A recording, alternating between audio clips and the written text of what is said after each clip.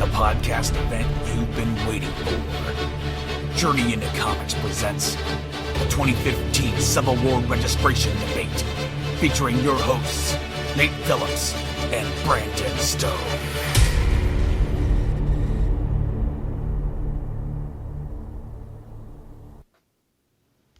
Ladies and gentlemen, welcome to the 2015 Civil War Registration Debate. I'm your moderator, Silent Rob, and I will be making sure these monkeys stay on topic, on time, and on tacos. To be clear, Nate is anti-registration and Brando is pro-registration. The debate will work accordingly. We will have a 90-second opening statement followed by a 30-second counter-argument. Then the second opening statement and another counter-argument. Then we will go to questions where each of our senators will have a minute to answer, followed then by a singular 30-second rebuttal. Immediately following the questions, we will have the closing statements, which will conclude our debate. We will then resume with your regularly scheduled podcast. Nate, you won the coin toss, but decided to defer to Brando, so Brando, you will begin. You have 90 seconds. Alrighty. I would like to thank our moderator, Silent Rob here, as well as my opponent, Senator Phillips, because if there's one thing that we both share, that is an undying love for our country and its citizens. And it is that love that brings me here today. The love for the citizens of Stanford, who tragically lost their lives. The love of the families that they leave behind. Families that deserve answers. It had become commonplace in our world that there are those with gifts that can make one capable of unbelievable feats. And we have lived in this world for decades now. These gifts have always been a danger, but we turn a blind eye to these dangers on the principle that they are heroes. Is that it? Mm-hmm. Oh. They protect us, but who will protect us from them? An idea many, like my opponent here, don't wish to entertain. The incident at Stanford made it undeniably clear that we need to act, and a Superhuman Registration Act is that first step. All right. And Nate, you have 30 seconds. Now, while I feel that my opponent here made some really good points, who is going to save us from these so-called heroes that have done incredible things? I sit here and I don't want to know who's going to save us from the heroes, but who is going to save us from the bad people that exist in this world that we live in, where aliens have come to Earth and crazy things that we could not even imagine happening years before have come to light. Who's going to protect us from them? You say your government's going to be there, but the government is not always there before a problem is able to be solved. Sometimes these heroes... Okay. Hold on. Now, I don't know, were you reading your opening? No. No. Okay, well, then that was your 30 seconds. Oh, thank you, sir. Yeah. Okay, well... Now it's time for me to have my opening statement, huh? Yeah, it is now your time. All right. And you may begin. All right. Hi, ladies and gentlemen, as I was just saying. I would like to start by saying how honored I feel to be fighting and representing the side of Steve Rogers, or as most of you know him, Captain America. It's not a coincidence that Cap and myself are against such a degrading ideology as the Superhuman Registration Act. As all of you know, Steve here fought for his country back in World War II. What was he fighting for? Freedom. Freedom from a guy named Adolf, who apparently is a super soldier. Oh wait, that's Tony Stark, my fault. There are so many issues that are wrapped deeply in the SRA, it would be impossible to touch on them all. One question I pose to you all is, how much freedom are you willing to give up to feel safe? Anyone who is a superhero or has been gifted superpowers will have to render their services to defend this nation and reveal their secret, or not-so-secret, identities, placing their loved ones at risk, and ultimately themselves. History is bound to repeat itself if you cannot see through the black and white. In the 1960s, there were draft dodgers who wanted peace and not war. People have gone on to lead this country, and here we are being threatened again. The SRA stands to cause more violence on our streets. More supervillains will come out of the woodwork wanting to band other criminals and villains together if they know that they can find valuable information on any hero they wish to. Stanford is a day we will all remember. Innocent lives, 600 lives lost, 10% children. For what, a television program? Mr. Stark? Right. I'm going to have to stop you there. That's 90 seconds. Oh. So, now, Brandon, you have 30 seconds to argue that. Yes. My opponent here, he mentioned that these so-called superhumans are heroes. Well, what about the villains? Are they the same thing? Who's going to protect us from the villains? Look, no matter what you are, hero or villain, you will be answered to the government. And the government will include programs that will initiate these processes. My opponent here likened our backer, Mr. Stark, to Hitler. I think that's not a very fair judgment. And time. All right, now we move on to the questions.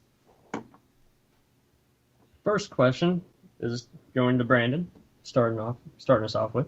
And all right, so the first question is, how would the passing of the Registration Act protect the people of the United States? All right. First of all, this act has been introduced before, and it will come to fruition after the incident in Stanford. What that incident has shown us is that we can no longer sit idly and watch these individuals with gifts run ransack across this country and world. We as a government need to stand up and take responsibility, as do these heroes, and we will do so. Now, what this is going to do is going to protect our citizens from another potential danger. We have another opportunity for a city like Stanford to be utterly destroyed. Something worse could happen if we don't act right now.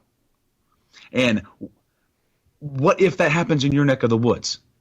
What are you going to do? Are you going to protect your families? How can you protect your families against anyone with superhuman abilities? All right. We're going to move on to Nate. Now, can you repeat the question, please? Yes, I can. How would the passing of the Registration Act protect the people of the United States? Well, it's funny that you say that. I don't think there's a way that the Registration Act will protect the citizens of the states. It's not possible. My opponent here keeps mentioning that all these supervillains and the Stanford incident has been the worst thing that's ever happened. Our world has been threatened by the likes of Thanos and Annihilation and Ultron, for God's sakes. And he's going to sit here and tell me that one incident, which was a terrible incident, we will not forget all those innocent lives that were lost. But you cannot sit here and tell me that it would work any differently if these superheroes were under some kind of so-called program.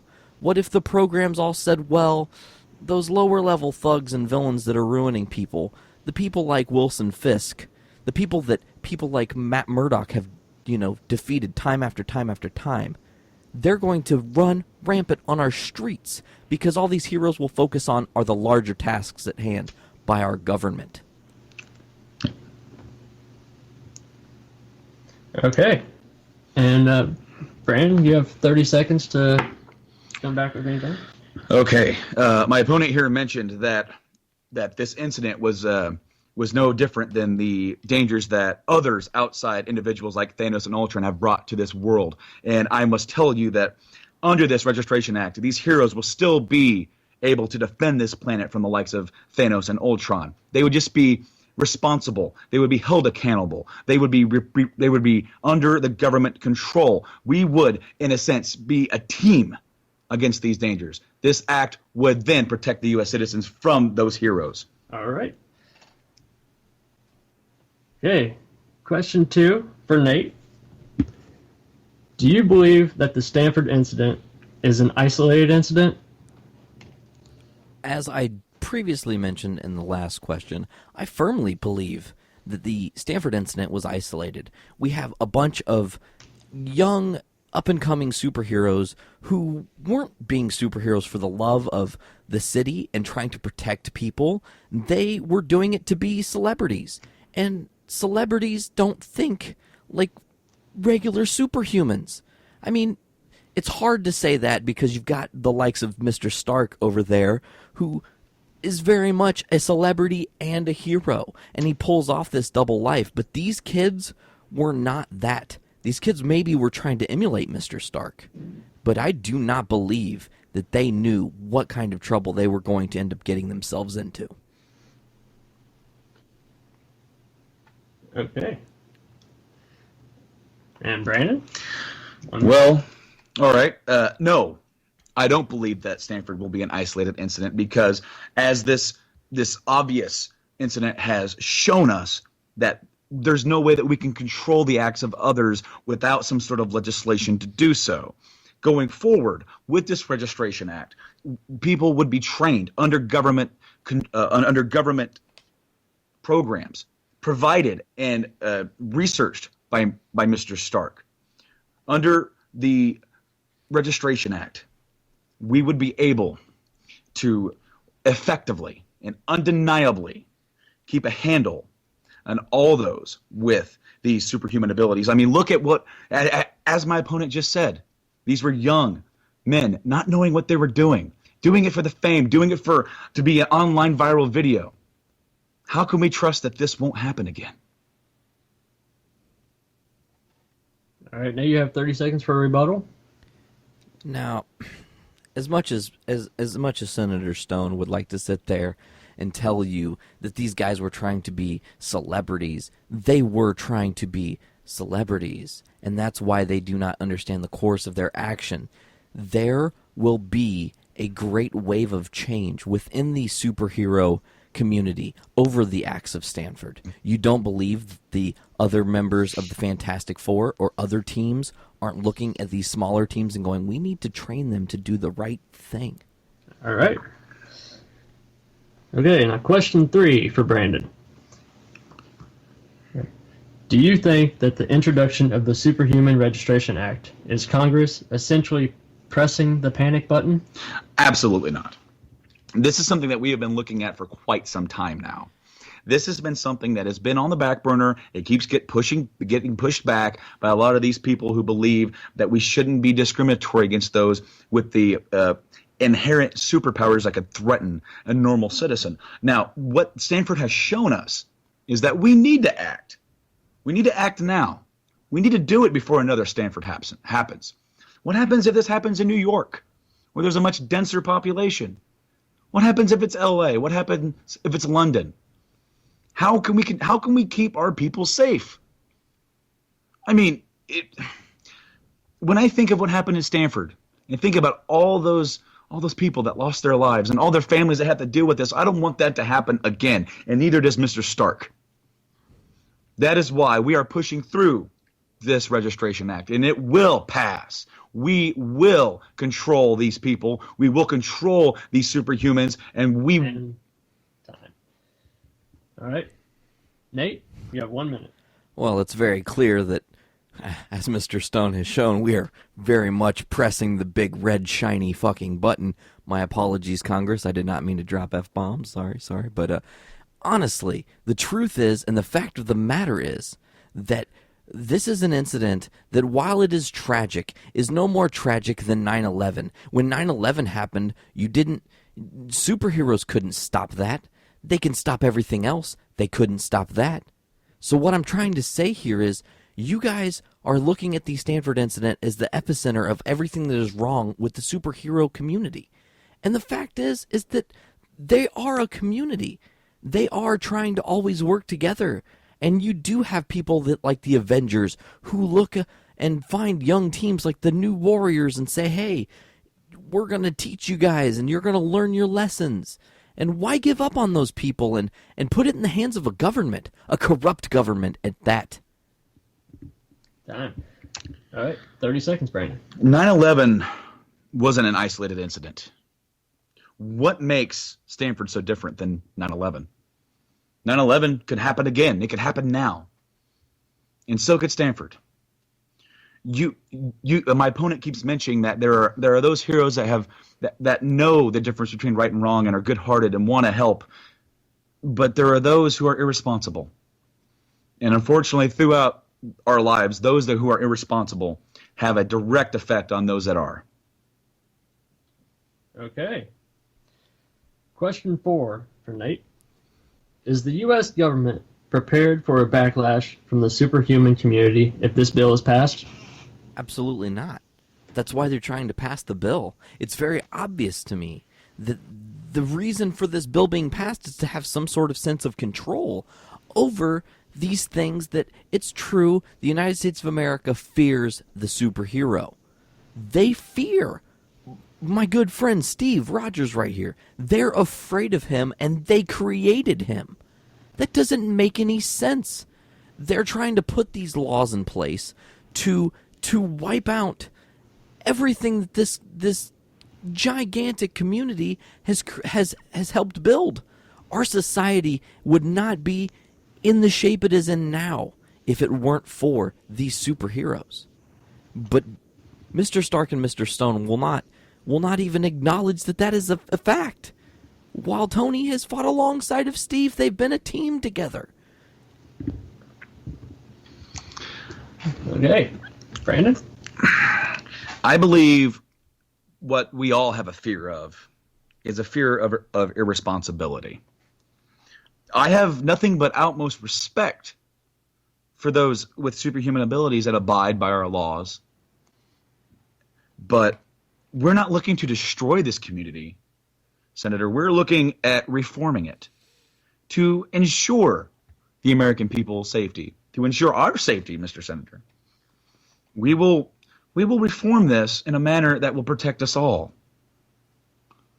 And when the history books are written and they look at this, they won't see this as a negative light. They'll see it in a very positive light. They'll see it as us regrouping the community into a stronger and more safe. We will not destroy their livelihoods or communities, but they will have to live up to their responsibilities. Damn. Nate, 30 seconds for a rebuttal. Can I get a repeat on the question? Is the U.S. government prepared for a backlash from the superhuman community if this bill is passed? Correct, and Brandon has just, and this is the point I'm trying to make. My opponent sits here and he continues to go on about regroup, reform. He doesn't understand the concept of the term. The Avengers have regrouped and reformed countless times over the decades that they have been a group defending not only New York City but the entirety of the American people. The lower level teams, your guys like the Defenders, Luke Cage, the Daredevil, Iron Fist. Oh. Okay. Question 5 for Brandon. Since the passing of the Mutant Registration Act, we have witnessed mutants working within our government. If this bill is passed, will we see similar results with the Superhuman Registration Act? Absolutely, of course. The introduction of the SRA is it's the next step. It is the next logical step from the Mutant Registration Act. See, this is the basis of such. We are going to use this as a tool and as a medium to bring that community back and closer. It's not so much about reform as it is about making everything whole and under one umbrella. Anyway, this idea is that we will see a very, very well-to-do response, and we will undoubtedly see a very positive change. Okay. Nate? Our mutant brethren and the despicable things they have been through. It's akin to slavery. Do you understand that? That all of this is just slavery. At the end of the day, what you're saying is still slavery. The mutants fear for their lives because they're genetically different than you and me. They suffer persecution. It's not a matter of race anymore. It's a matter of DNA. And that's so unfortunate. So of course, when that bill came into effect for them, they feared for their lives. Granted, the superhumans probably don't fear for anything because they're pretty awesome and strong. But at the end of the day, it's still slavery. And that we can't let slavery happen again. All right.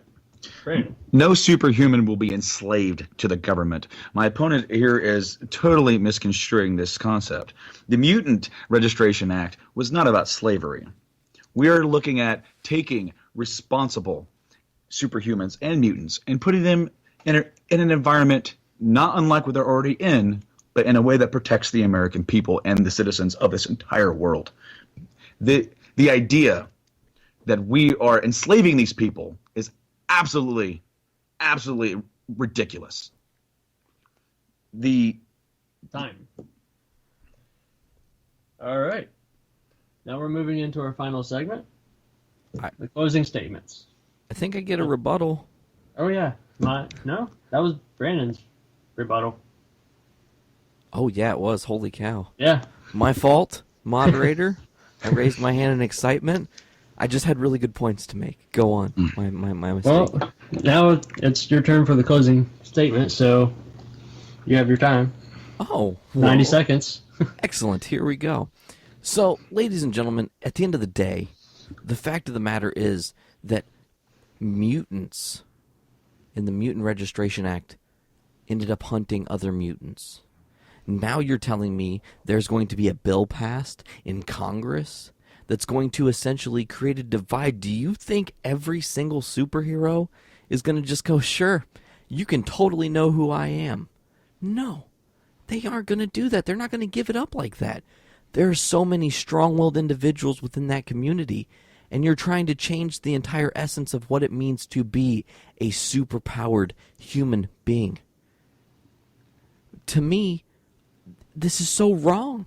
As I've said before, it might not be slavery like in the 1800s and in ancient times, but it will be slavery that people who didn't necessarily choose to become superhuman are now forced to work for this government, a government who seemingly can't even solve its own problems. So then they bring the superhumans into the fold? It doesn't seem fair. It's not right. My opponent and Mr. Stark might as well be telling everyone that Congress should just write up a new bill for slavery. Because at the end of the day, when all the cards fall, that's what ultimately will happen. And I'm going to have to cut you off there. Brandon, 90 seconds for your closing statement. What Mr. Stark and myself and so many others within this government wish to do is to protect the American people. And what my opponent has said about these superhumans who hide their identities to protect their families, no one within this movement or within our group wants to see their families suffer because of this. That's why under this act, we will protect those families. We will offer that protection to these superheroes because it is their responsibility to the U.S. people to never let something like Stanford ever happen again. These government sanctions are not slavery. They're not slavery. No one is enslaved, but they all have a responsibility. I have a responsibility as a senator to do the right thing for the American people. Mr. Stark has a responsibility to uphold his end of this bargain and do what he thinks is right. And he thinks that this registration reform is right, as do I, as do so many others within the Senate, within the Congress, within the American people. We will not be held down again by anyone of superhuman, mutant, or anything like that. We are all equal, and we should go forward as such. All right. And that concludes our 2015 Civil War registration debate. Senator Stone, Senator Phillips, I thank you. Thank you, moderator. Thank you, Mr. Silent Rob, the moderator. You did a great job. Oh, thank you.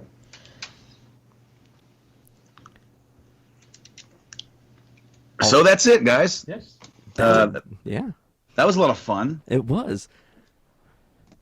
So, guys, that does conclude our segment with the actual debate.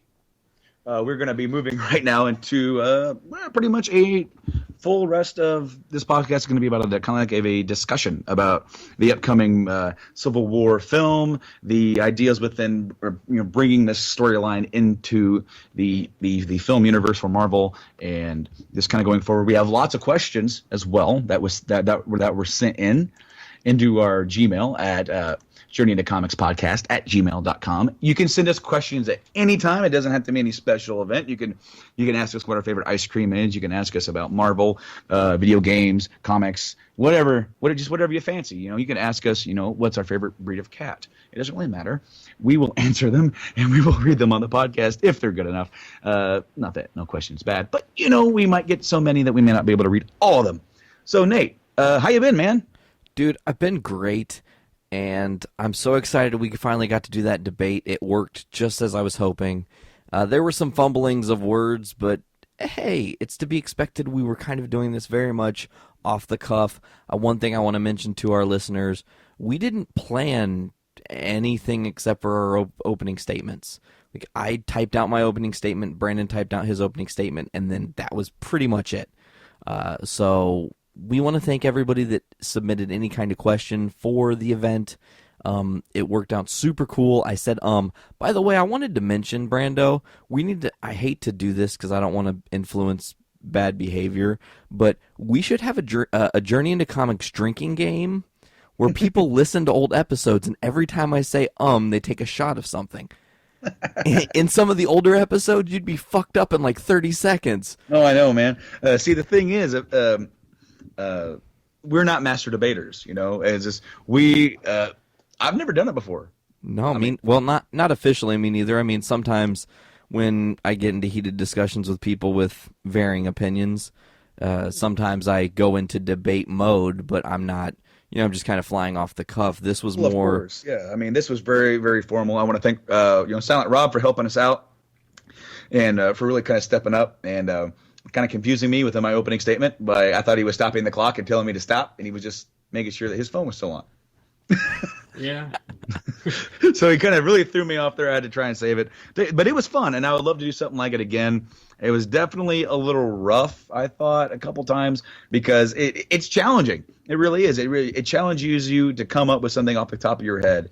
And I guess what I should really say is that you and I both took a side on this debate, because obviously we both can't be on the same side, right? Correct. Yeah, so we both took a side, and my personal opinion is really not the side that I was defending. And mine was very much the side I was defending. Yeah, so. it was very challenging on my side to come up with some bullshit sort of remarks, and I really looked into people who are actually currently in office for politicians to just come up and just spew out of my ass about some stuff, and in a way, I kind of wanted to come off like I really didn't know what I was doing sometimes, because when somebody's bought and paid for within government, it's kind of how that comes off sometimes. But I really had a lot of fun with this. Rob really helped us out. I want to thank everybody involved. I want to thank you, Nate. It was really a lot of fun, man. It really was, dude. And we'll be debating about other things down the road, and I'm sure there's other topics we can get on. As I mentioned, we are going to be working soon, very soon. I think it's probably not next week, but the week after, we're going to end up doing a Breaking Bad retrospective, I'm thinking. With Better Call Saul right around the corner. I know, yeah. With that coming up, I started rewatching Breaking Bad, but I don't know if I'm going to rewatch the whole series. I think I'm going to pick out key episodes and watch it, because the series is still pretty fresh in my mind, because it only ended about a couple years ago, and I pretty much binged watched it pretty much from like right before it ended, because I got into it when a few years before that, and I kind of got out of it, and then I got back into it again. So it's still pretty fresh, but it's going to be really fun to look back on that series. It's one of my favorite television series of all time.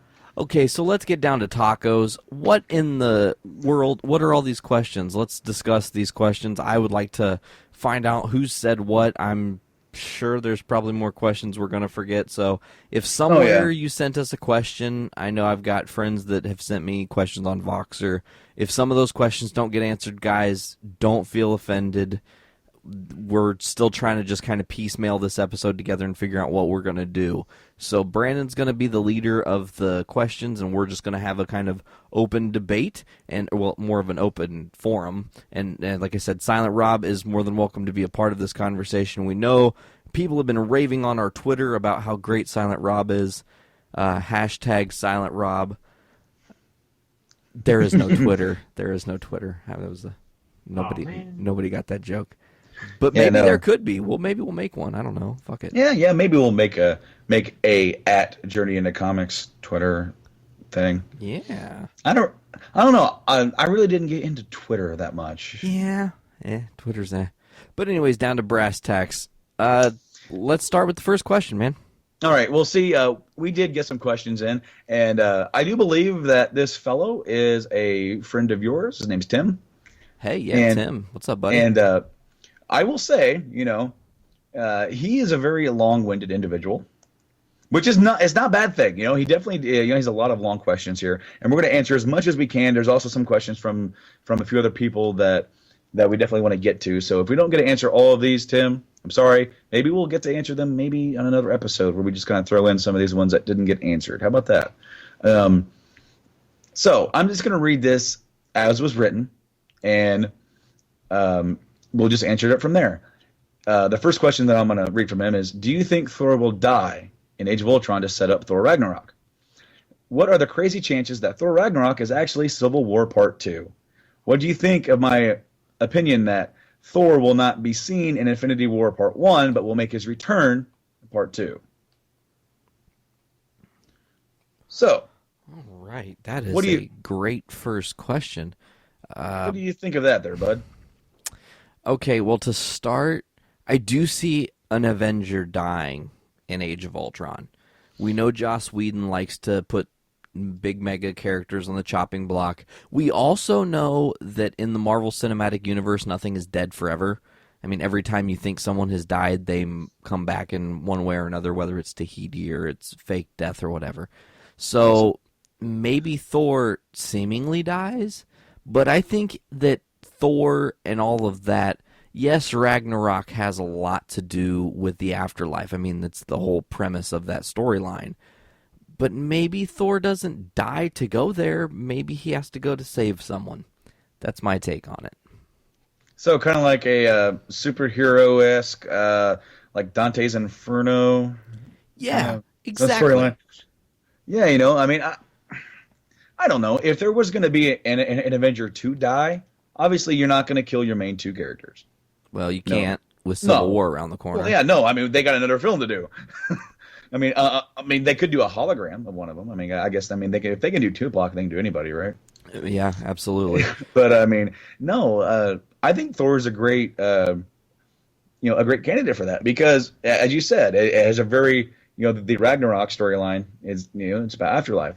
That's a really easy way to get him there. And meanwhile, in the living world, I guess you want to call it that. I'm not sure exactly how you would reference that. In the land of the mortals, that could be a contention of argument over, was it his fault that Thor was killed or whatever. And then, of course, you could eventually have him return somehow if he passes through like the otherworldly trials or kills Hades like God of War. Or Yeah, no.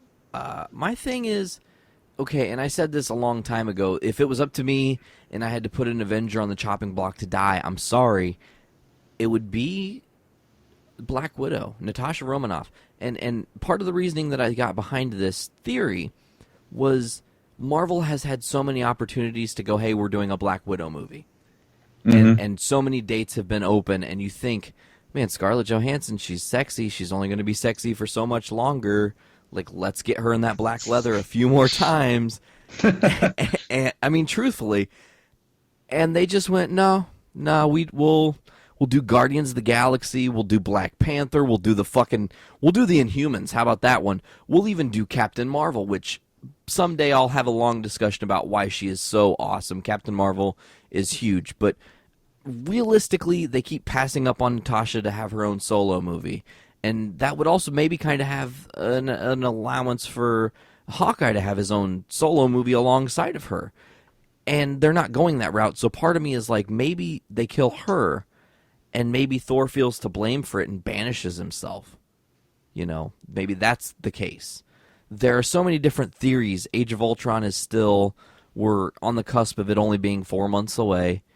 And, you know, I think Tim also asked about Infinity War, right? There was a part about, is Thor, if he were to die and not be a part of Infinity War, would he come back for 2? I think that Infinity War Part 2 is Marvel's opus. It's their trying to show how strategic they have been since 2008 with the first Iron Man movie all the way into 2019. You know, that's 11 years of films. And that's just a crazy number to think about. Yeah. Another part of this question is, will Thor Ragnarok actually be Civil War Part 2? And I don't really think so. I think it's going to have its own self-contained story. It's got to, right? Yeah. I don't necessarily see that as being. That would be if you were. I don't think that necessarily you would call a film Thor Ragnarok if it was gonna be Civil War Part 2. You could definitely do kind of like what they did with the comic universe and spread out Civil War across several movies that star, different star characters. But I don't think that this film is going to be that. No, I have to agree with you on this one, that I think Ragnarok is going to be self-contained. I think that the Ragnarok is probably going to be, I hate to say this, and I hope I'm wrong, but I think that's going to be where Marvel falls off. That's where they're going to lose some of their number one status. Like, you've got so many big things coming. You're going to have, it's going to go Civil War, then it's going to go Black Panther, then it's going to go Guardians 2, and then Thor Ragnarok. Some people feel that the second Thor film didn't live up to what had been going on. That is true, but it did definitely lay a lot of important groundwork for what is now happening in the cinematic universe. Well, yes, of course. But I mean, just on a general consensus of people that I talk to, they don't see it in the same light as like Avengers or Guardians, and that's something to think about going forward. Is that they definitely have something to prove going with Thor Ragnarok. They've got to, in my opinion, make it seem more of a big deal and they make it a better film. And they got to up the ante on it for sure. Yeah. Oh yeah. So another question from our good friend here, Tim. We will see. Do you think that the fast tracking of Civil War has anything to do with Chris Evans' desire to step behind the camera rather than in front of it? Or are you cool with where it's falling within the chronology? I cannot speak. Okay, let me rephrase that. Are you cool with where the hell this film's going to be within the Marvel Comics universe films? And they're just giving them what they want. In other words, he's saying is that, do you think that they're rushing Civil War because of Chris Evans, or does it feel like it's happening naturally? Well, honestly, as real as I can be, I think that it's a little too soon. And a lot of things are at play with this, and yes, one of those things at play is that Marvel doesn't have the rights to Spider-Man back. Mm-hmm. I think them doing this movie without Spider-Man is going to hurt the series. It's going to hurt the cinematic universe. Now, maybe Spidey does make some sort of crazy appearance, and it's movie magic, and it blows people away that this is finally happening. But I don't necessarily see that. And as much as I want to see it, I really honestly praying that it happens, but it's not gonna. And I think that maybe 6 years down the road, after they've done Infinity War, after Tony and Cap have really worked together for a long time and kind of had this weathered history together, because they really don't have that in the films. They've worked together once. Then they're going to have worked together twice, and then Civil War. Yeah, and now they're fighting. No, I kind of agree with you, to an extent here, with the fact, especially with Spider-Man. Spider-Man is he's right in the middle. He's got Captain pulling him one way, and he's got Iron Man pulling the other way. And because Spider-Man is Marvel's central character, there is no bigger character in the comics. I mean, all due respect to Cap, Cap is essentially their Superman, right? But Spider-Man is way more popular. He is their moneymaker. It doesn't really seem that way with the films and what they're doing, but he's very important to the storyline. I mean, I can't see them putting any other character here and it working as well. Nah, I totally agree with that. So like if they're going to go ahead and do this, and it's coming, it's looming, we've got Marvel and they're already hyping it. It's just, obviously we still have a lot more films to come, but with Spider-Man coming in, as you said, it could be movie magic, but I'm afraid that they're just going to shoehorn him in to get the fans, oh, Spider-Man's here, but it won't have the same effect. It won't be, he's already established. You know what I mean? Yeah, and he's not established, and that's one argument that I've had against having him in the Civil War, is that he isn't a part of the current Marvel Universe mythos. The strange thing is, and this has kind of been an ongoing rumor, some people believe that Chadwick Boseman's Black Panther, because he's going to debut in Civil War, is actually going to be kind of playing the part of Parker, in a sense, that he's going to be the guy that, opens up the floodgates to this is who I am as a superhero, and Wakanda is yours for the take, whatever. And that's the same kind of thing. You've got a new guy who isn't established that's going to have a pivotal role. You know what I'm saying? Like, it just doesn't seem like it's going to be a smart move, no matter how they play it. You said Black Panther is supposed to be debuting in Civil War? I'm pretty sure. Yeah. He's because wasn't there a rumor that he was going to have a cameo in Age of Ultron, or was that just Civil War? There's been talk that there may be an Easter egg or two that kind of tie him into Civil War, or not to Civil War, into Age of Ultron, but nothing's confirmed. And Chadwick Boseman being announced so early as Black Panther makes me think maybe he'll be in the movie, but you can't know for sure. They have said, Marvel has come out and said that he will premiere, quote unquote, we'll see, because, with Marvel, the same thing with, Nick Fury, with Iron Man and Nick Fury showing up at the end of that movie. Chadwick Boseman could play a more pivotal role in Age of Ultron. We haven't seen him in any of the trailers, but we also haven't seen Vision in any of the trailers. So there's a lot of mysteriousness going on alongside of Age of Ultron that's keeping the movie exciting. I don't know everything that's going to happen. Well, yeah, I mean, we'll see. The thought that I was getting to is that you said that if he's going to debut in Civil War, he's going to be a new character, and then he's going to reveal his identity live on CNN or whatever. And my thought is, if it's a new character, if he's not established, if they haven't built him up slowly through these films to the point where he means something to the people and to this movement of registration, even if they don't really necessarily do the registration thing, who's going to care? Exactly. I mean, they could say, "Hey, I'm Black Panther. By the way, I'm Will Smith," and it's like, oh, Hashtag racist things Brando says.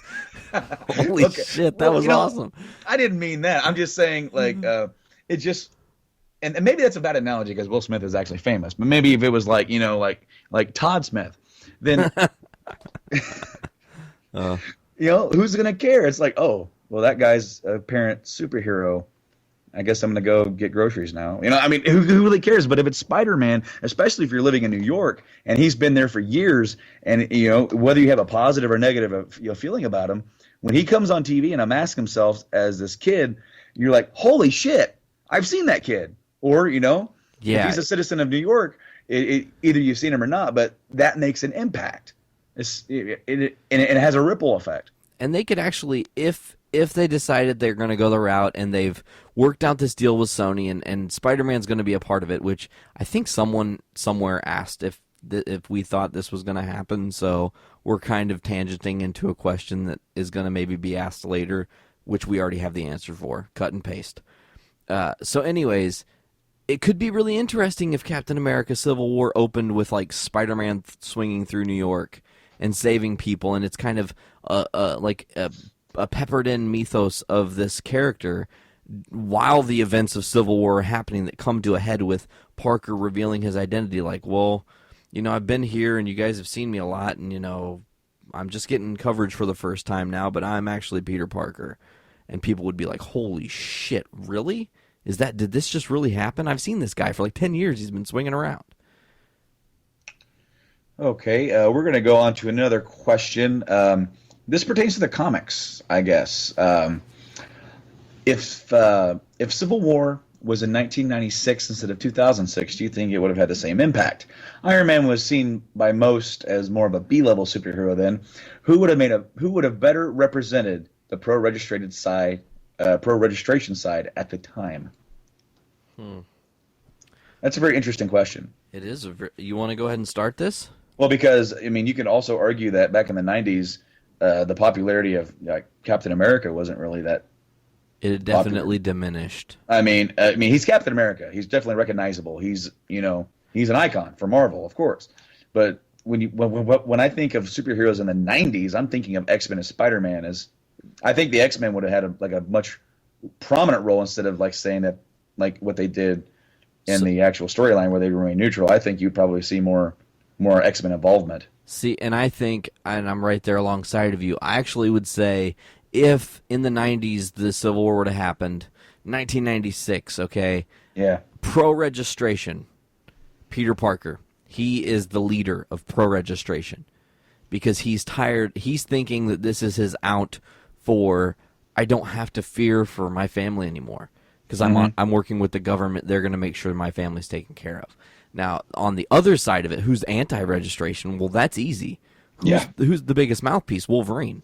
Yeah. I mean, no question. So, and that in itself is another interesting head-to-head. Oh yes, I mean, I definitely as a storyline, and I'm sure that you are, as the comic guy for Journey into Comics. I try to be. Yeah. I mean, you're very well aware that the interest in comics kind of waned in the 90s, of course. So the storyline itself, while being a major event, may not have been as popular as it would have been as it was actually back in 2006. I mean, now I'm not saying it would not have been successful, and would not have been a point of time that you look back on and think of, well, that was a great storyline. Maybe it wouldn't have been. Maybe it wouldn't have had that same impact. You know what I mean? Maybe the stars really aligned with 06 because I absolutely loved that storyline. It was one, and I don't really read comics, Nate, and you know this. Yeah, absolutely. I acquired those and I read those. I read almost all of them, even some of the side stuff, because it was such a Civil War. I mean, yeah, and it was a very interesting, storyline.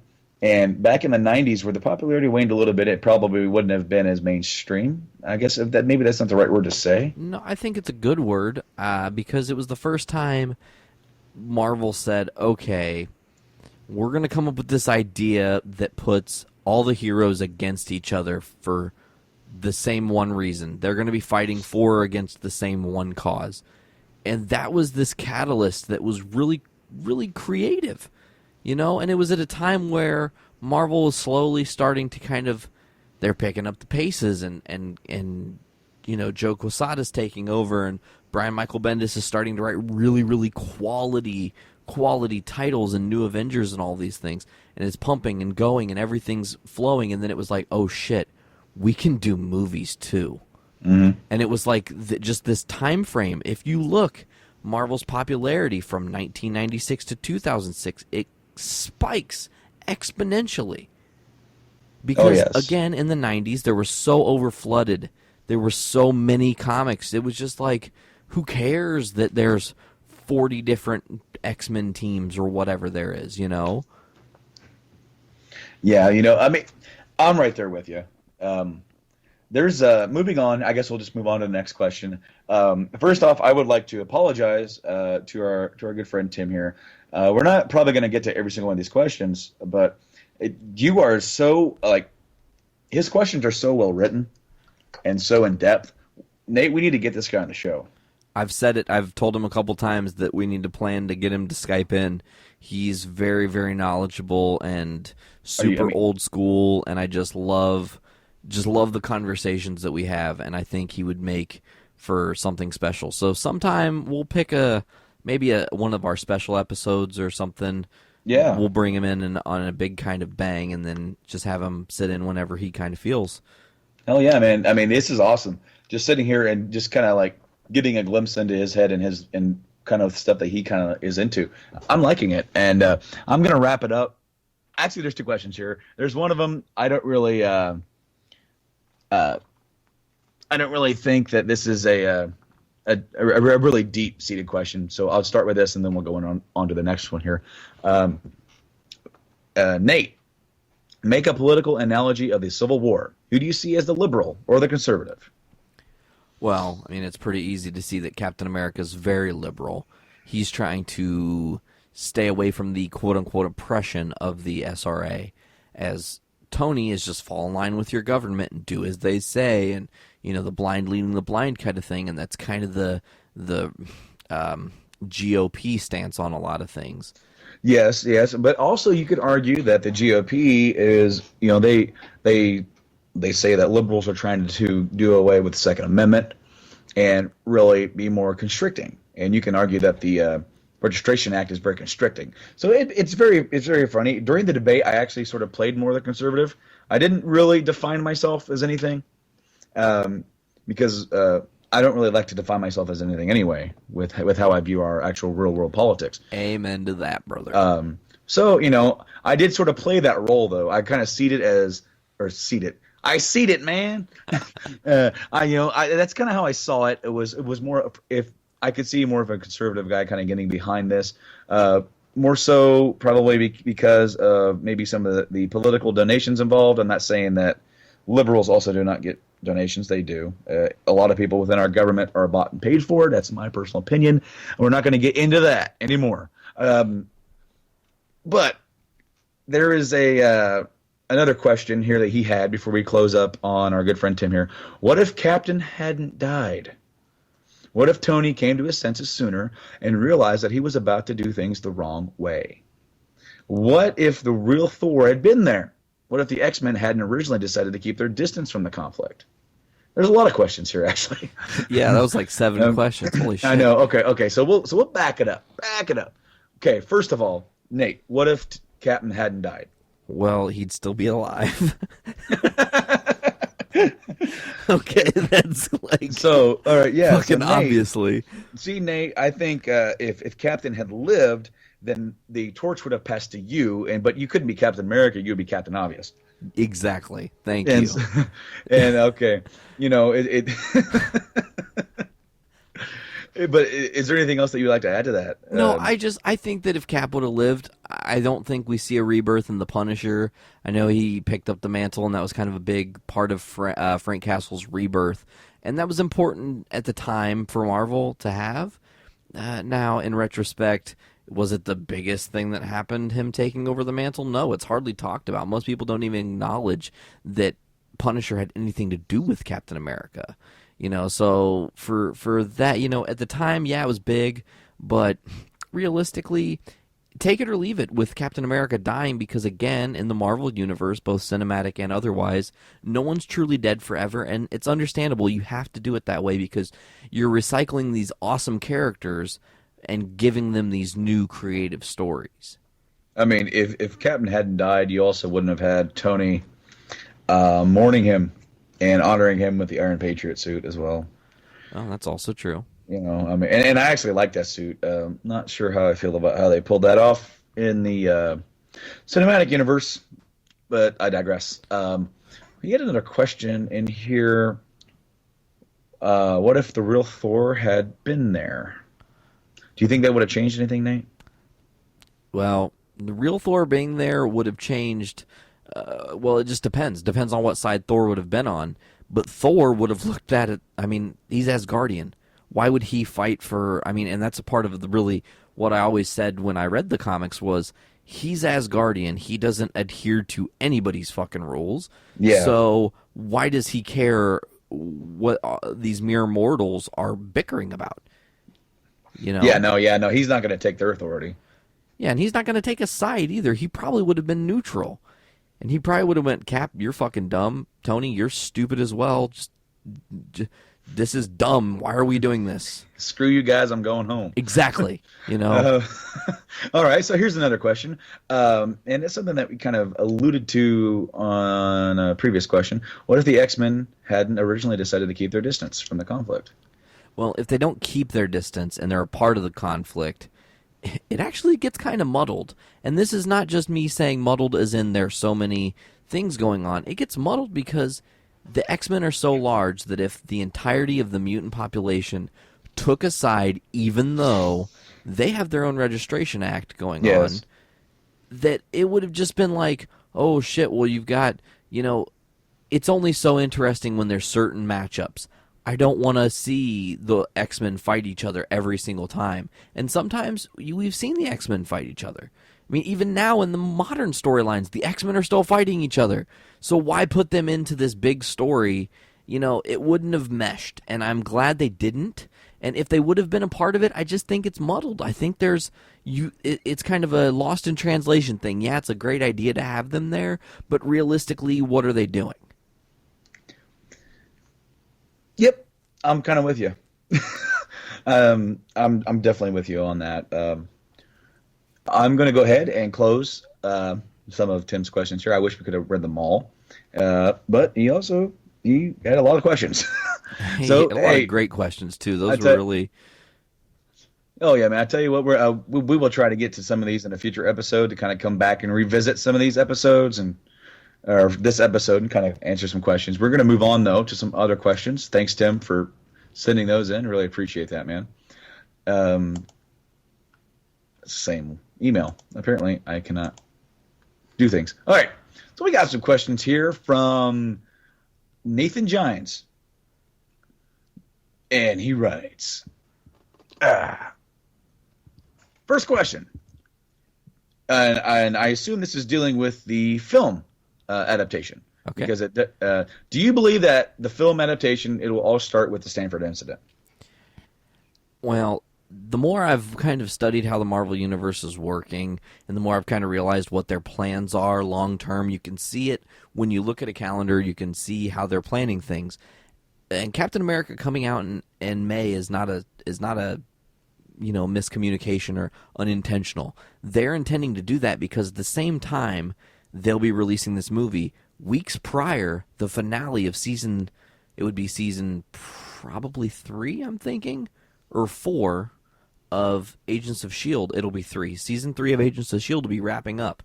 What a better way to tie the cinematic universe back again to the television universe, which is all still one gigantic universe, than to have the Stanford incident happen on Agents of S.H.I.E.L.D. that leads us into Captain America. Ultimately, it pushes us forward. It might not create the Registration Act, but it could create something very interesting, I do believe. Yeah, I mean, another question he has that kind of ties into this is, do you see them doing any of the storyline at all for Civil War, or will they just do a Captain versus Iron Man movie like DC is doing Superman versus Batman? No, I don't see them doing a Batman versus Superman thing. Again, as much as I'm excited to see what could possibly happen on a BVS, the reality of it is, with Marvel, they're very strategic. Every move they make, they've planned, they tweak, and they plot, and they know. They did not have to tell us what their movie plans until 2019 are, but that they're showing you this is how far in the future we're looking. We're thinking about 10 years from now, right now. So I think with the Civil War title being a part of it, people get this, if it's not direct to the comic, it might not be that good, but trust in Marvel. For the most part, they've been spot on. And I think, Captain America 2, The Winter Soldier, I didn't give that movie any credit. I thought that movie's going to suck because, the first Cap was okay. I liked it. It was good. But I didn't expect the second one to be so great. And then I watched it, and it's really great. Like, it's properly a great movie.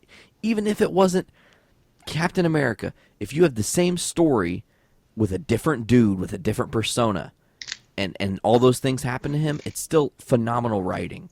So I think that Civil War is going to be a mismatch of stuff that happened in the comic that's very iconic, and stuff that Marvel needs to utilize to continue their universe keeping on. So I have another question for you, Nate. This isn't a question from him, but if something is iconic in a comic, could it be iconic? I like it. Iconic. An iconic. I will say that our friend Nathan, he sent in a lot of questions. Some of them we've already alluded to in our answers to some other questions.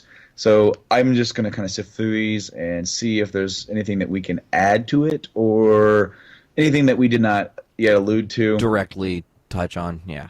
Yeah. Answered that one. A movie, Netflix. You've already talked about that.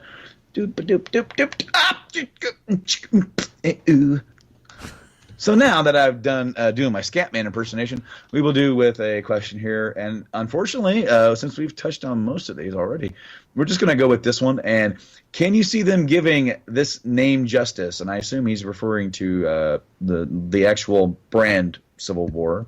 Can they give this justice without having Spider-Man? Fantastic Four. Hope to God this new movie never comes out. Damn you, Fox. His words, not mine. My words, not his. You know. The real Ant-Man, the few X-Men needed, and the fact that all characters involved are not to the point to their careers they were in the comics. We've sort of alluded on this, but I guess we can close on this with some of this, because I personally feel that they do have a lot of characters, and we kind of alluded with this with Black Panther about that if he's going to take up that Spider-Man spot by the time that movie comes around. And if he's just debuting in that film and he's supposed to be a big deal and people are supposed to care, how are they supposed to care? Obviously, you have a character, and then the comics is different because in the comics you have so many of these different characters. You can pull this character from here, pull this character from there, and they're already established. People already know them. People have bought their comics. With this, you have characters that don't have the movie licenses to where if you pull them into this universe, they're not going to be the same. You're not going to get Andrew Garfield. You're not going to get Tobey Maguire. You're not going to get, and you can't get the old Fantastic Four because obviously that's going to kind of create some problems with Captain America and the Human Torch. So, but I'm arguing with myself. I know, damn you. But I feel like I personally feel that the Civil War that they're going to go through with is going to be completely different than from what the comics are. They're going to share ideals, but it's going to be presented in an entirely different way. Yeah, I agree. And doing so, they're going to be doing so with character replacements, because obviously, if they can get Spider-Man, they better get to working to get him established within this movie universe. If they want to use, say, Wolverine, he was in Civil War. They want to get him, and that would be interesting because I would like to see Wolverine involved with the Avengers. I think that'd be just fantastic. Crazy thing is, Hugh Jackman has said that that's one of his dreams. He would love to be a part of the Avengers, and he's like, whatever I have to do. Yep. Oh yeah. He would love to do it, but since they haven't been introduced into this movie universe that Marvel's created, they don't technically exist. You know what I mean? It's like, for example, you have the Chris Nolan Batman trilogy. No other DC superhero exists within that trilogy. Correct. They never. I don't even recall if they even mention Metropolis. They only mention Rapid City, but they don't. Metropolis is supposed to be pretty close to Gotham. Correct. They don't really mention it. They don't mention the fact that there's a Superman or a Flash. It was a real world approach, and that whole universe was contained within that trilogy, to mean that you can have that trilogy stand aside, and then they could have other superhero films, and it wouldn't mess with it. They wouldn't say, well, where's Superman? Well, he's not in this damn movie. That's why you wouldn't have to make that argument because it doesn't exist.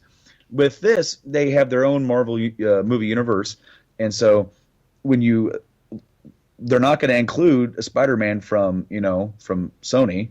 They're not going to include the X-Men from Fox because they don't have those. So they can't come up. Obviously, they've come up with their own versions of Quicksilver. They just can't call them mutants, right? Right? Correct. They have to call them miracles. Miracles. So, how would you feel about them bringing in a new Wolverine and said, oh, he's a miracle? And, hey, they could have a Wahlberg play him too, right? Oh. and he could be like he goes, I used to be a hockey player, bub.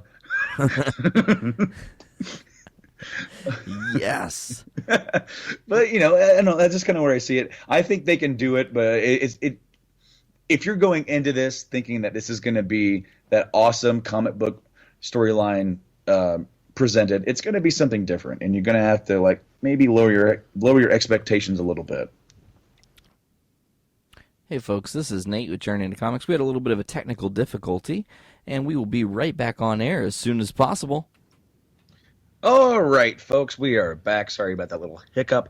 I guess that's what happens when you gab on a little too much like me and Nate tend to do about some of our favorite things. And I want to thank our friend here, Nathan, for writing in to the email at journeyintocomicspodcast@gmail.com. You can do the exact same thing. It doesn't even have to be a special occasion. You can just say whatever you want, and we'll read them right here on the air. And we'll try to maybe, if we get some emails going on, we'll try to maybe make this a segment in the show going forward. But we do have some other questions on Facebook. Some of our friends, Tony and Dustin, left a couple of kind of funny questions. But fuck it, we'll take them. Yeah, what, not everything has to be so super serious, fellas. So, and some of these are entertaining, but one of these is a very interesting question that our friend Tony asked us: is why is Thor nerfed? Now, Okay, time out. For the people who don't know, because I didn't know, explain nerfing.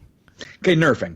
Nerfing is, well, what is nerf, Nate? Nerf is soft. It is soft. When you play with nerf, I mean, it's nerf or nothing, but it's soft. So you're not technically going to get hurt, well, unless you get hit in the eye or maybe the scrotum, or it's more safe than like a paintball or a real bullet.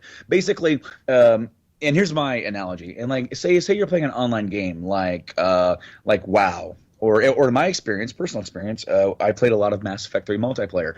You would have a character who was kind of overpowered, and you would be playing as this character, and you'd be just kicking some ass, and they would come in and do an update and make him a little weaker. Maybe balance him out to where he's not so overpowered, and other players playing as this character is not going to be scoring as high. They're going to even it out. They call that nerfing. So basically, Tony is asking us, why is Thor coming off as maybe not as badass as he is in the comics, or as this character truly is? Okay, that's a great question, Tony. Damn. Why is he soft? To me, I think that there's a little bit of this Thor problem we've got going on. He's a mythical god. He's this incredible deity. He's this and that and the other. And how do you knock him down a few pegs? You just knock him down a few pegs. You write him as not as strong of a guy as what you assume he was, and it just creates a different dichotomy again with this. I don't think he's been nerfed. I don't think that that Thor in the comics or in the movies has been a lesser character. I think he's become more of a supporting character, and I think he's maybe changed his demeanor a little bit. But to say that he's not as strong as he's always been would be kind of foolhardy. Yeah, I mean, I think when you have him in comparison with, with Captain America, who is essentially, he is the Avenger, right? I mean, if there are two leaders, it's Captain and Stark, and they bicker and argue, and then the rest follow in line. So when you have Thor in there, to have three captains maybe is a little too much. Yeah.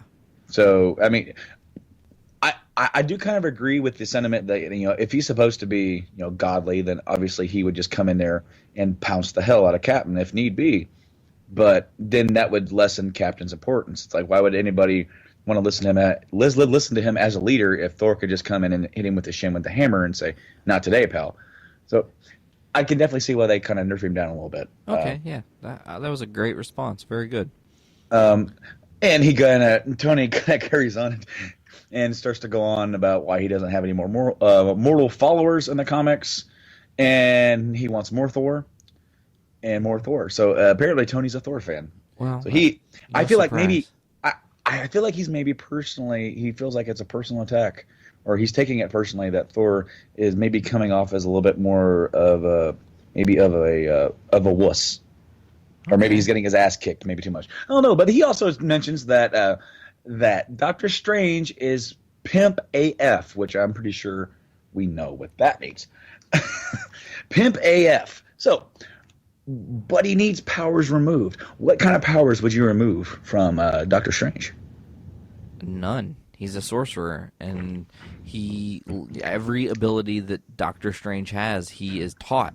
He learns it. He goes to the Ancient One and learns how to be as badass as he is. You know, this super intelligent doctor who uses his hands as his craft loses the ability to use his hands, so he fucking goes on a journey into figuring out how to get around that.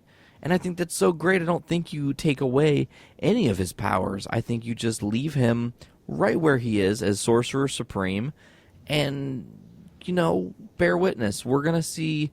I can't wait for the movie. I'm honestly really so excited. It's going to be a whole new realm, and this is that whole, as I said, we're looking for 2 Infinity Stones. You know, there's 2 left. There's the H and the N, which you know what I'm saying, but not everybody does. Yeah, no, we did kind of talk about that off air, I do believe. And Doctor Strange. Okay, so you mentioned that he is in fact a sorcerer. If he were to, in the unlikely event, if he were to die, would he be cremated or buried? Who asked that? Did Tony ask that, or did you? No, I'm asking that. That's a hard question. Would he be? Because if he was buried, then he would have a sorcerer's stone. Oh. Oh, look at that. Oh, man. That is really stupid. Anyway, our good friend Dustin writes into the show, and he wants to ask us, what is Tony Stark's favorite DC comic? Now, me personally, I'm going to go on a limb here and say that his favorite DC comic is Batman because he's the hero he wishes that he could be. See, I don't agree with that. I think that Batman's a negative choice. I would say maybe Superman, because Batman, he's like, man, Batman can't do it like I do it. I got way more money than Bruce Wayne. You really? You think that's it? Yeah, I think he goes for, honestly, who do I think is Stark's favorite DC character? The Flash. Similar color scheme. It's all... Just Tony Stark is a shallow motherfucker. He likes red and gold. That's as close as you're going to get in the DC universe. He's fucking happy with it. He's like, hey, Flash, you're really fast, and it blows my mind. I like reading you. But that's about as far as it gets. He doesn't think about Batman because Batman's got close to as much money as he does. He doesn't think about Superman because he thinks he could be stronger than Superman. Green Arrow, he's like, okay, I deal with Hawkeye every fucking week. I'm bored of that. This guy that runs really fast, that's pretty cool, and I don't want to worry about a dude that talks to fish. I know that Aquaman does more than talk to fish, ladies and gentlemen, but that's my bullet points. Continue on, Brandon. Okay, so he has a second part to his question, and why hasn't Tony built a machine that allows the Marvel universe to meet the DC universe? As if he was just all capable of building machines. It's like it's kind of like he is. Oh, who am I going to talk about? Like what's his name? Q from Bond. It's like they let the Avengers show up, and then Tony's like, look at my new toys. Okay, so this is the parallel I have, and I don't know, I'm going to just kind of off the cuff describe it. It's probably going to be really fucking awful. Sorry, listeners, that I don't have a better answer for you. The reason that Tony hasn't created that is because he's oblivious that there is such thing as a DC universe. It's almost like the what you don't know doesn't hurt you kind of thing. He doesn't even, there's no knowledge or existence because that's never been a thing. I mean, Amalgam Comics was kind of that thing, and you've seen people go and do like the Batman Iron Man crossover where it's a black Iron Man suit with the Bat logo shining, and it's cool or whatever, but he is oblivious. Tony Stark in the Marvel Universe, there is no DC Universe. They don't talk about it. It's not canon, so the reason he hasn't built anything in the movies or in the comics is because to him, there's no other thing. Just what he does. Yeah, I'm really glad that you mentioned, was it Amalgam? Amalgam, yeah. I'm really glad that you mentioned that because I was going to bring that up. That there has been, in fact, some crossover, like an official crossover in the past, as far as joining some of these universes. And so I mean, so there's that. I don't necessarily think that that's going to happen anytime in the future, especially with how these two vastly different comic companies are trying to get their own universes off the ground, both in film, and they're trying to reinvigorate their own comic brand. So Absolutely. there's no need to do that. I mean, when did they do that crossover event? Was that in the 90s? I believe it was like 93, 94. See, and we mentioned earlier that there was a sort of a down period in the 90s for comics. So, of course, I mean, introducing an event where you can have a big crossover, I mean, that's going to get some publicity, going to get people buying that, and then maybe hopefully get people interested in buying, the separate brands of DC and Marvel again to get into some of these characters. So, I can see why that would be advantageous then, but right now it's not needed. Very well spoken, yes. I totally agree. So, I think we answered all the questions. There are no more questions. I mean, there are more questions, but there's only so much time in the podcast. Yeah, and it's moving to 4 a.m. your time, 3 a.m. my time. It is almost 4 a.m. my time. I mean, it's wow. There's 100% chance of precipitation today. I know, man. It's supposed to snow. That sucks. I hate winter. You know what? It's not so bad sometimes, but other times it's a real bitch. Yeah, it is. As is life, though. As is life. Yeah. Let's see. I'm real quick before we go here. I want to do a little facts check for our show, and let's see. I just guessed. I've never even read these comics. I know nothing about them aside from when you talked about them back on the only episode we've done Fact or Bullshit on, which we need to bring that game back. We need to start bringing some of these game segments back. I've got some more movie mashups for you. But let's see, what year? Oh, fuck. Oh, you were, 96. Was it 96? It was 96. I was 2 years off. Well, I mean, it was still mid-90s. I mean, that's right. It's right in there. And see, the thing is that we mentioned that on the podcast once. Was that in that game? Yeah. Would I mention that? And we had a long... Because, correct me if I'm wrong, but you hadn't heard of that crossover event, right? Exactly. I had no idea, and you told me, and I was like, really? They did that? Yeah, they fucking did that. You should go look. And then I looked, and I was like, whoa.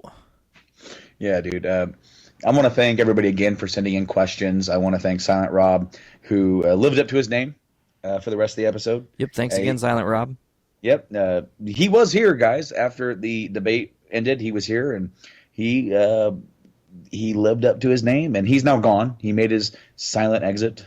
And you would have never even known the difference. No, I know, man. See, then that's the thing, though, is that he's been on other episodes. Yeah, I'm pretty sure he was on with you and Nick and Mike and Decoy Octopus. Oh, see. Oh, God. I'm sorry. I can't help it. It's so funny to me. I don't get the joke. Like, I know you've explained it to me, but I still don't quite get it. So to me, it's just really funny to just fuck with him and say that whenever. Well, see, and that's the funny thing is that he said the last time you did it, it didn't really make any sense on the basis of how we do it. But in that sense, you got it right there. You definitely got it. You got it right. Cool. So suck it, Nick. Yeah. Not officially. Not if I don't know you yet. It's too friendly for me. Well, see, and that's funny is that he feels like that he knows you, even though he's never met you. Hey, heck yeah. Well, soon we'll get all of us on a show together, and it will be a lot of fun. It'll be a blast, man. Brandon, in the coming weeks, we're going to be talking a lot about Breaking Bad and other things. Keep in mind, we're going to be doing solo casts. We're going to just kind of be more on a roll of what's going to work for the show when solo casts are necessary. Brandon and I will make those, but we're going to be doing a special soon. Maybe next week Brandon does a solo cast. Maybe we're together. We're not sure yet. We're going to kind of play it by ear. You guys do the same. Thanks again for listening. Find us on Facebook. Share us. Comment. Like anything we do. Subscribe on our YouTube channel. Brandon makes really awesome videos talking about video games and all of his different pickups. And I tell you what, the month of January video is going to be a bombshell because you got something really special today, man, and I can't wait for people to see that. Oh, man, I can't wait to talk about it. Also, on my next solo cast, which may be next week, which will be the very beginning of February, I'm going to be filming my pickups video like I always do for YouTube. But if you guys haven't gotten into YouTube, don't really do that, if you tune in on next week's solo cast or whenever this cast is going to air, I will include the video audio of me talking about my pickups. That will be in my next solo cast, so you guys can kind of get an audio flair of what I do on YouTube. And maybe that guys will, maybe if you like it, maybe go check out some of the other videos I put up.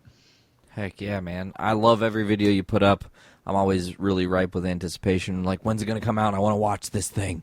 Jesus Christ. And then I finally get to watch it, and it's like, man, awesome. Yeah, see, the YouTube for me is much more of a passion project thing. I do it when I can. Yeah, and unfortunately, with work, sometimes it's kind of schedule's hectic. I have to take time away to sit down and film. Then I have to edit the whole thing together, which is becoming a lot easier. But sometimes the videos are running a little late because of life or work or just whatever. So I don't really have a set schedule yet, and I'm just going to keep doing it this way for the time being because I don't ever want to make it seem like work, because I'm not making any money off YouTube. Neither is Nate. We're not doing the YouTube thing just like to create a revenue system for ourselves, because even with the podcast, it's never been about that. No, man, this is because we fucking love comics and video games, and we want to talk about it. Like I said on last week's episode, which, apparently blew up. Thank you all who listened to the solo cast from last week, the podcast-omatic history. You guys, it was a lot of fun to see the numbers spike and to see people were checking it out and from all over the place, and we've been listening, people listen all over the world. We do this because we love it. At the end of the day, Brandon and I just like talking about this stuff, and we want you guys to be a part of the conversation. So as Brandon said, if you want to email us any questions at any point, do not reserve yourself just because we're doing a special about Civil War. I'm telling you, if you every day for the next month want to send us questions, we'll answer them when we can, but it'll be good because we'll have these questions to fall back on when we're going to have these thinner episodes that are it's bound to happen. That's why we do our top fives and our other things, because there's not a lot of comic book news every day. Oh, yeah, and it's the same thing with gaming. There's not always a lot of news to talk about. And, sometimes by the time we get around to recording, stuff has been talked about so much that there's really not too much that you can add to it. You know what I mean? Absolutely. Very well said. Well, Yeah. dude, this was very much a passion project for me.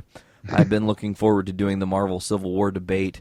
It was a lot of fun. There were some weird flub-ups. I don't even care. I had a good time. Dude, it was fun. It was so much fun. I can't wait to do it again. It was definitely difficult.